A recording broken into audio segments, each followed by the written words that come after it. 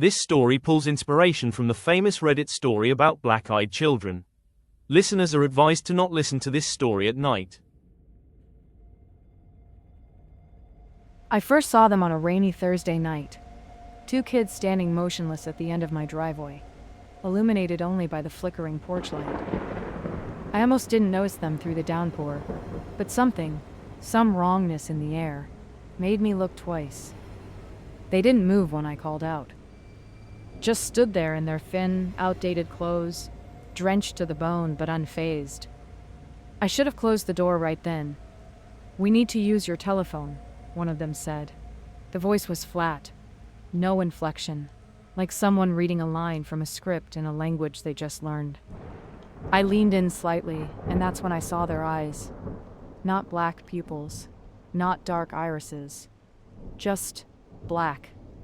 Like two holes cut into the world. And yet, despite the sick feeling rising in my stomach, I found myself reaching for the door. I don't know where it came from. Maybe instinct, maybe something deeper. But a sudden, feral urge welled up in my chest. "No!" The word tore out of me like a snarl. Not calm, not polite, raw. The kind of no you yell when you see a snake slither toward your foot, or when something inside your brain is screaming danger. The moment I said it, everything changed. The two children blinked, in perfect sync, and took a step back. Not hurried, not afraid, just synchronized.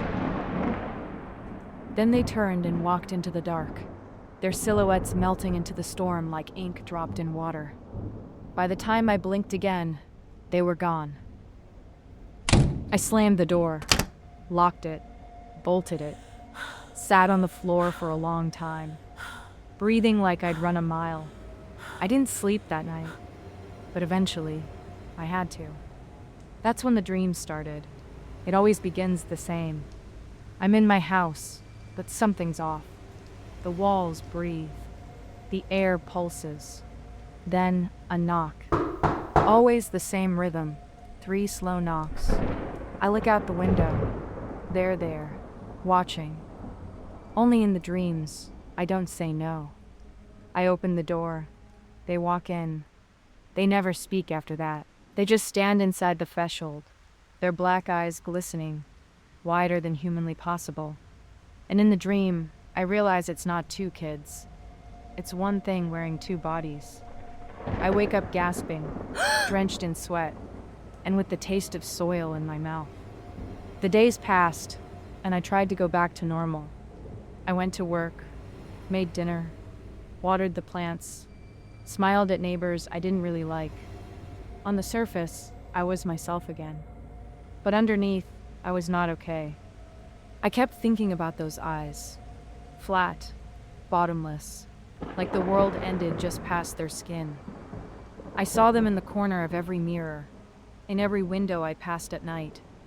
I started leaving all the lights on, even when I left the house. I stopped sleeping well. Every creak in the walls made me jump. I felt like I was being watched. Not always, but in sudden, sharp bursts, like someone blinking into my reality, then gone again before I could catch them. But the days stretched on, and finally settling into sheer lingering fright. No more knocks, no more dreams. Maybe I imagined it. That's what I told myself, until 5 nights ago. It was 2:13 a.m. when I woke up. No noise, no dreams, just something pulling at me.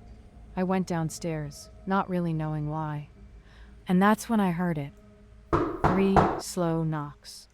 My chest went tight. I didn't move. Not at first. But the pull was stronger this time. Less fear, more inevitability. I went to the window. Not the door, the window. And they were already there. Only this time, they weren't looking at the door. They were looking up, directly at me, as if they knew exactly where I'd be. One of them smiled, barely. Lips barely moved. Then it spoke. "May we come in? We're lost." My whole body shuddered. I couldn't speak at first. But then it happened again, just like last time. No! I shouted, louder than I meant to, and they moved. Not turned, moved. They stepped backward in perfect unison, without looking away. Their eyes stayed on mine until the shadows swallowed them. I stood there, breath hitching, until my legs gave out. Eventually, I crawled back upstairs to my room. I didn't even undress, just collapsed into bed. I left the lights on. I don't remember falling asleep, but I do remember waking up. Knock, knock, knock. Not at the door this time. The sound was coming from my window, my second-floor window. Maybe it was the same kind of instinct that makes a deer freeze right before the headlights hit. But I pulled back the curtain, and they were there, floating. Not standing, not perched. Just hovering outside my second-floor window, eyes locked to mine, perfectly still, as if gravity had simply stopped working for them. Their faces were pale and wrong, porcelain masks stretched too tight over something that didn't understand how skin should fit. Then their mouths moved, with a smile, and a robotic and distorted voice came out. "May we come in?" But it didn't come through the glass. There was no sound. The words slid into me, through my ears, under my skull, wrapping around my brain like fingers dipped in oil. I heard them inside my head. I stumbled backward, gagging. My heart was slamming so hard it hurt. I could taste copper. For the first time in maybe 15 years, I dropped to my knees and clasped my hands together like I remembered doing as a child. I wasn't religious. I never had been. But in that moment, I prayed. I didn't know to who or what. Just, please, please, someone. Please, anything. My eyes welled with tears. I squeezed them shut and begged. And when I finally opened them again, they were still there. Their eyes hadn't blinked. Their mouths hadn't moved again. But something had changed. They were waiting. I realized then they wouldn't go until they had an answer. So I gave them their answer. "No!" I screamed. "No! For the last time! No!" I screamed so loud, it scraped my throat, raw. And that's when their smiles faded. Not instantly, but slowly. Like a switch being turned off in increments.